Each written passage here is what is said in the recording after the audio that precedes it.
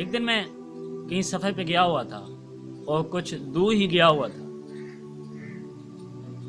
ایک جگہ ہم نے پانی پیا تو بوڑھی ماں مجھے ملی.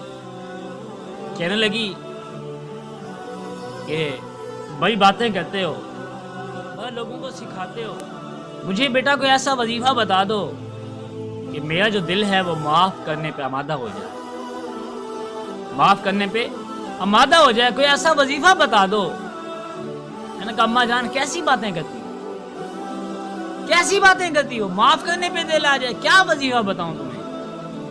کہا بیٹا در حقیقت بات یہ ہے کہ میرے 3 بیٹے ہیں اور سب سے جو چھوٹا بیٹا ہے وہ پیدا نہیں ہوا تھا، ان کے والد کا انتقال ہو گیا، لیکن میں ان بیٹوں کی وجہ سے بیٹھی رہی، واپس لوٹ کے نہیں گئی. میں نے ان کی وجہ سے اپنی جوانی گزار دی لیکن واپس لوٹ کے نہیں گئی اور شادی بھی نہیں کی. لیکن بیٹا افسوس ناک بات ہی ہے کہ میں بیمار ہو گئی، مجھے کالے ارکان ہو گیا. ایک دن میں نے اپنے 3 بیٹوں کو بلایا اور کہا کہ بیٹا میں نے تمہیں پالا پوسا ہے، تمہیں جوان کیا ہے، آج تم کمانے کے لائق ہو گئے، میں بیمار ہو گئی ہوں تو میرا علاج کرو. بڑا بیٹے کہنے لگا اماں جان میری مجبوریاں بہت ہیں، میری مجبوریاں بہت ہیں، میں آپ کا علاج نہیں کر سکتا.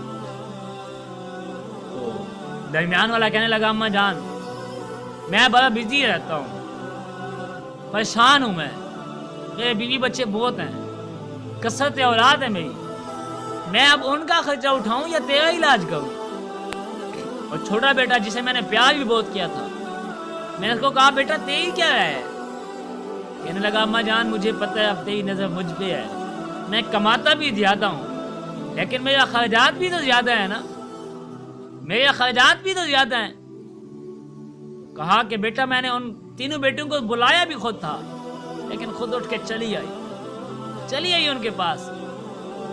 بعد میں انہیں کسی نے سمجھایا، وہ آ کر مجھ سے معافی بھی مانگی اور میرا علاج بھی کیا اور میں ٹھیک بھی ہو گئی، لیکن دل سے بات نکل نہیں گئی.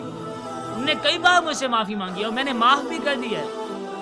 میں نے کہا ماں کا دل تو پہلے ہی نرم ہوتا ہے، مگر یہ کیا وظیفہ کرتا ہے، بھارت تو ایک دنوں سے خوش ہو کے انہیں معاف کر دے.